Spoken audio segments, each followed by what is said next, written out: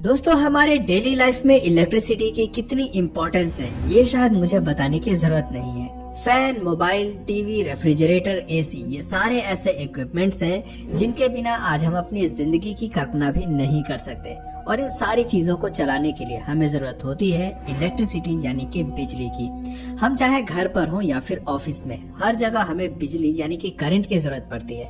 दोस्तों, एक जमाना था जब लोग दिए की रोशनी में अपनी जिंदगी बिता लेते थे, और एक आज का समय है यदि महज 12 घंटे के लिए भी आज बिजली चली जाए तो चारों तरफ हाहाकार मच जाएगा। बड़ी बड़ी फैक्ट्रियां चलनी बंद हो जाएंगी, बड़े बड़े मशीन्स काम करना बंद कर देंगे, इवन हमारे रोजमर्रा के इक्विपमेंट्स भी डेड हो जाएंगे। ऐसे में ये कहना गलत नहीं होगा कि आज के समय में रोटी, कपड़ा और मकान की तरह ही बिजली भी लोगों की बेसिक नीड बन चुकी है। पर यहाँ सोचने वाली बात यह है कि जो चीज हमारी लाइफ के लिए इतनी ज्यादा जरूरी है, उस चीज का आविष्कार किसने किया?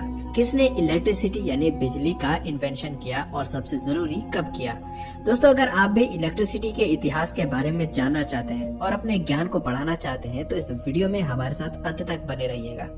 दोस्तों, यहाँ सबसे पहले तो हमें ये जानने की जरूरत है कि इलेक्ट्रिसिटी का आविष्कार नहीं बल्कि उसकी खोज हुई थी। खोज और आविष्कार में एक बहुत बड़ा डिफरेंस होता है, जिसे लेकर अक्सर लोग कंफ्यूज रहते हैं। पर आज के इस वीडियो में हम आपके इस कंफ्यूजन को भी हमेशा के लिए दूर कर देंगे। दोस्तों, जो चीज नेचर में पहले से मौजूद है और उसे जब किसी इंसान द्वारा खोजा जाता है तो उसे साइंस में खोज कहा जाता है। जैसे फायर, ये हमारे नेचर में पहले से ही मौजूद है और बाद में आदि मानव ने इसे खोज निकाला था।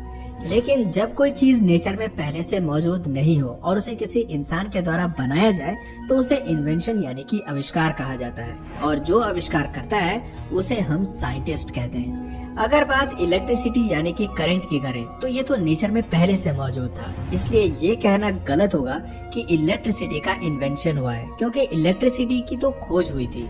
वैसे यहाँ ध्यान देने वाली बात यह है कि इलेक्ट्रिसिटी की भले ही खोज हुई हो, लेकिन आज हम जिस अल्टरनेटिंग करंट यानी कि एसी करंट का इस्तेमाल अपने घर, ऑफिस में करते हैं, उसका आविष्कार हुआ था। फैन, टीवी, रेफ्रिजरेटर, इन सारी चीजों को चलाने के लिए जिस करंट का इस्तेमाल किया जाता है वो अल्टरनेटिंग करंट है। पर जो करंट आज हमें बैटरी से मिलता है वो डीसी करंट यानी कि डायरेक्ट करंट होता है। हमारे साइंटिस्ट ने डीसी करंट की ही खोज की थी। बाद में डीसी करंट को ध्यान में रखकर अल्टरनेटिंग करंट का इन्वेंशन किया गया था। और आपको ये भी पता होना चाहिए कि ये सभी खोज और इन्वेंशन किसी एक इंसान के द्वारा नहीं किए गए हैं, बल्कि ये अलग अलग समय में अलग अलग लोगों के द्वारा किया गया है। और अगर समय काल की बात करें तो 2700 बीसी पहले तक लोगों को सिर्फ इतना पता था कि कुछ मछलियां ऐसी होती हैं जिन्हें छूने से झटके का एहसास होता है, लेकिन वो लोग इस बात से अनजान थे कि वो झटका असल में करंट का ही एक रूप है। लोगों का ध्यान करंट की तरफ 600 बीसी में गया, जब थेल्स नाम के एक साइंटिस्ट ने कांच के एक टुकड़े और रेशम के धागे की मदद से इलेक्ट्रिसिटी की खोज की। उन्होंने अपने इस एक्सपेरिमेंट के लिए कांच के एक टुकड़े को कुछ देर तक रेशम के धागे पर रगड़ा, और फिर जब वो कांच के टुकड़े को कागज के टुकड़े के पास ले गए तो उन्होंने पाया कि उस कांच के टुकड़े में एक खास तरह की पावर आ गई है। वो बेहद ही हल्की वस्तु कागज को अपनी तरफ आकर्षित कर रही है। उस कांच के टुकड़े में जो पावर आई थी, थेल्स ने उसे ही इलेक्ट्रिसिटी का नाम दिया था। पर थेल्स के इस थ्योरी पर उस समय ज्यादा लोगों ने ध्यान नहीं दिया। इसके बाद साल 1772 में बेंजामिन फ्रैंकलिन नाम के एक महान साइंटिस्ट ने अपने एक एक्सपेरिमेंट में ये साबित किया कि आसमान में चमकने वाली बिजली करंट का ही एक रूप है। आप जानकर शौक हो जाएंगे कि बेंजामिन फ्रैंकलिन ने अपने इस एक्सपेरिमेंट के लिए अपनी जान तक को जोखिम में डाल दिया था। एक्चुअली जब एक रोज तेज आंधी तूफान के साथ बारिश हो रही थी, उस समय बेंजामिन ने अपने एक्सपेरिमेंट के लिए एक पतंग ली और पतंग की डोर में एक चाबी लटकाकर पतंग को आसमान में उड़ाने लगे। थोड़ी देर बाद जब आसमान में बिजली कड़की, तब बिजली पतंग की भींगी हुई रस्सी से होते हुए चाबी तक आई, जिससे बेंजामिन फ्रैंकलिन को बिजली का झटका महसूस हुआ। और इस तरह से बेंजामिन फ्रैंकलिन ने ये साबित कर दिया कि आसमान में कड़कने वाली बिजली करंट का ही एक रूप है। वाकई बेंजामिन फ्रैंकलिन एक ग्रेट साइंटिस्ट थे। दोस्तों, उनकी इस महान थ्योरी की वजह से ही बिजली की खोज करने का श्रेय उन्हें दिया जाता है। बेंजामिन फ्रैंकलिन के बाद साल 1800 में इटली के एक वैज्ञानिक एल्सेंड्रो वोल्टा ने केमिकल रिएक्शन से बिजली बनाई थी, जिसे उन्होंने इलेक्ट्रिक सेल का नाम दिया। इलेक्ट्रिक सेल को ही आज हम बैटरी के रूप में जानते हैं, यानी आज हम जिस बैटरी का इस्तेमाल करते हैं उसे बनाने का श्रेय एल्सेंड्रो वोल्टा को जाता है। वैसे एल्सेंड्रो वोल्टा के नाम पर ही electric potential difference and electromotive force की डिराइव्ड यूनिट का नाम वोल्ट रखा गया है। दोस्तों, ये खोज और आविष्कार यही नहीं रुके। साल 1831 में बिजली के आविष्कार में एक और ग्रेट साइंटिस्ट ने अपना क्रांतिकारी योगदान दिया। उस साइंटिस्ट का नाम था माइकल फेराडे। माइकल फेराडे ने अपनी थ्योरी में बताया कि यदि एक तांबे की तार के कॉइल यानी कि कुंडली के चारों तरफ मैग्नेट को तेजी से घुमाया जाए तो इस प्रोसेस से भी बिजली बनाई जा सकती है। दोस्तों, माइकल फेराडे के इस आविष्कार को ही आज इलेक्ट्रोमैग्नेटिक इंडक्शन का नाम मिला हुआ है।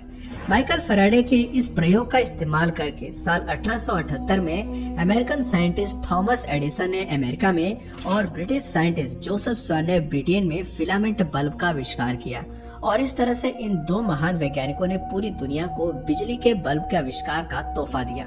हालांकि ये बात अलग है कि बल्ब के आविष्कार के लिए हम सिर्फ थॉमस एल्वा एडिसन को ही याद करते हैं, जबकि जोसेफ स्वान ने भी बल्ब का आविष्कार किया था। खैर, जैसा कि मैंने आपको पहले ही बताया, 1878 से पहले तक सिर्फ डायरेक्ट करंट यानी कि बैटरी वाली करंट का ही उपयोग किया जा रहा था। पर यहाँ डीसी करंट के साथ साथ दो मेजर प्रॉब्लम्स थी। फर्स्ट, इसका इस्तेमाल काफी ज्यादा खतरनाक था और सेकंड, इसे 2 से 3 किलोमीटर की रेंज तक ही ले जाया जा सकता था, जिस वजह से 2 या 3 किलोमीटर से ज्यादा दूरी पर बिजली ले जाने के लिए प्रोटेक्शन हाउस बनवाने की जरूरत होती थी, जो काफी खर्चीला भी होता था। डीसी करंट के इन प्रॉब्लम्स को देखते हुए थॉमस एल्वा एडिसन के साथ काम करने वाले एक वैज्ञानिक ने, जिनका नाम निकोला टेस्ला था, उन्होंने डीसी करंट के कमी को पूरा करने के लिए एसी करंट पर काम करना शुरू किया। Actually Nikola Tesla DC current के कमी को दूर करके ऐसा करंट बनाना चाहते थे जिसका उपयोग दूर तक बिजली ले जाने के लिए किया जा सके और साथ ही वो सुरक्षित भी हो। कहा जाता है कि उस समय जब निकोला टेस्ला ने अपने इस एक्सपेरिमेंट के बारे में थॉमस एल्वा एडिसन को बताया तो एडिसन साहब ने एसी करंट के कॉन्सेप्ट को अपनाने से मना कर दिया और उन्होंने निकोला टेस्ला को क्लियर वर्ड्स कह दिया कि आपको जो भी एक्सपेरिमेंट करने हैं वो आप हमारे डीसी जनरेटर पर ही करें।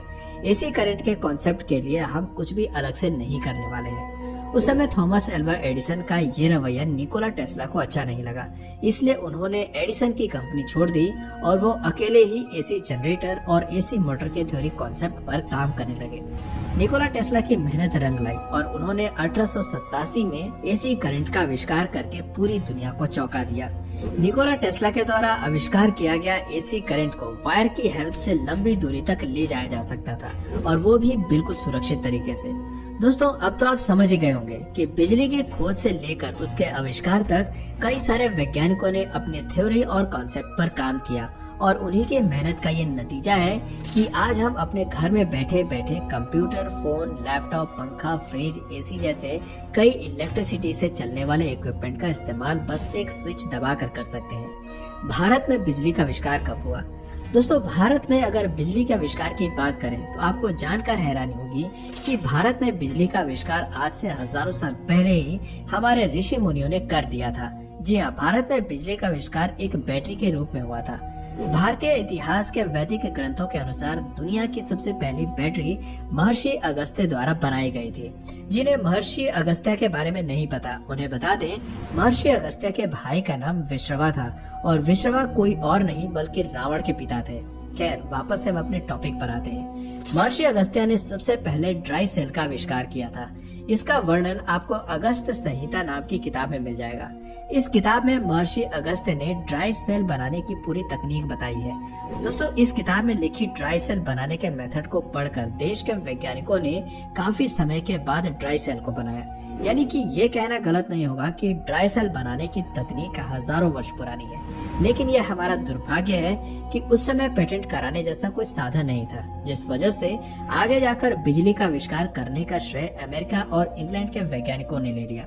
दोस्तों, साल 1879 का समय था जब सबसे पहले भारत के कोलकाता शहर में इलेक्ट्रिसिटी बनाने वाली फैक्ट्री लगी थी। इसके बाद साल 1905 में देश की राजधानी दिल्ली में डीजल से इलेक्ट्रिसिटी का प्रोडक्शन शुरू किया गया। फिर क्या था, समय के साथ साथ धीरे धीरे पूरे देश में इलेक्ट्रिसिटी का इस्तेमाल किया जाने लगा। तो दोस्तों, ये थी बिजली के खोज से लेकर उसके आविष्कार तक की पूरी कहानी। वैसे क्या आपको आज से पहले ये बात पता थी कि बिजली की खोज हुई थी, ना कि आविष्कार? अपना जवाब हमें नीचे कमेंट सेक्शन में जरूर बताइएगा। और अगर इस वीडियो से आपको कुछ नया जानने या सीखने को मिला या फिर इंटरेस्टिंग लगा तो प्लीज इस वीडियो को एक लाइक करके अपने फ्रेंड्स और फैमिली में से जरूर शेयर करें। और यदि आप इस चैनल पर नए हैं तो प्लीज इस चैनल को सब्सक्राइब करके बेल नोटिफिकेशन आइकन को ऑन कर लीजिए, ताकि हमारे आने वाले वीडियोस आप मिस ना करें। मिलते हैं फिर किसी वीडियो में नए टॉपिक के साथ, तब तक के लिए नमस्कार।